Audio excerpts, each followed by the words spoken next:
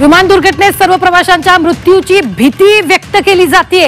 News agency एपीच्या सूत्रांनी ही माहिती दिलेली आहे। विमान दुर्घटनेत सर्व प्रवाशांच्या मृत्यूची भीती व्यक्त केली जाते। आधी 170 जणांचा मृत्यू झाल्याची भीती व्यक्त केली जात होती, सूत्रांनी माहिती दिलेली। मात्र आता न्यूज एजन्सीच्या एपीच्या सूत्रांनी ही माहिती दिली आहे। विमान दुर्घटनेत सर्व प्रवाशांच्या मृत्यूची भीती व्यक्त केली जाते। ही सगळ्यात मोठी बातमी आपण आत्ताच्या क्षणाची पाहतोय।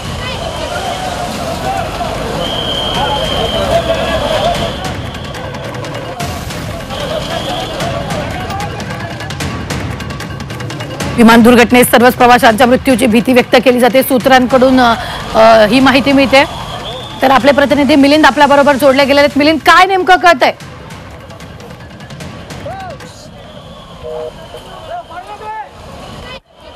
विमान दुर्घटनेत एकही प्रवासी वाचला नसल्याची शक्यता या ठिकाणी वर्तवली गेलेली आहे। आत्ताच्या क्षणाची ही सगळ्यात मोठी बातमी आपण पाहतोय। विमान दुर्घटनेत सर्व प्रवाशांच्या मृत्यूची भीती व्यक्त केली जाते। या संदर्भात ताजे अपडेट देत आहेत आपले प्रतिनिधी मिलिंद।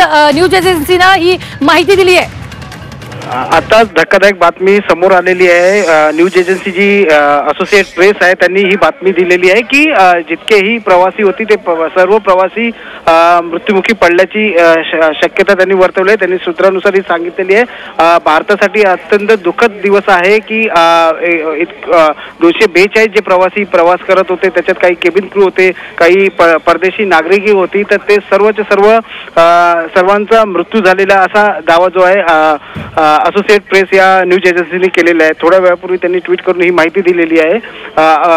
अत्यंत धक्कादायक ही माहिती आहे, कारण का काही जखमींना काढण्याचा शोधायचा प्रयत्न चाललेला होता। मात्र आता जी बातमी समोर आली त्याच्यामुळे 242 जे प्रवासी आहे त्यांचा मृत्यू झालेला असं स्पष्टपणे समोर येत आहे। निश्चितच मिलिंद, धन्यवाद ताजे अपडेट देण्यासाठी। मात्र आत्ताच्या क्षणाची ही सगळ्यात मोठी बातमी आहे। 242 प्रवाशांपैकी कुणीही वाचल्याची माहिती मिळत नाहीये। मात्र सिव्हिल हॉस्पिटलमध्ये मृतदेह आणण्यात आलेले आहेत। विमान दुर्घटनेत सर्व प्रवाशांच्या मृत्यूची भीती व्यक्त केली गेली आहे। न्यूज एजन्सी एपीनं हा दावा केलेला आहे।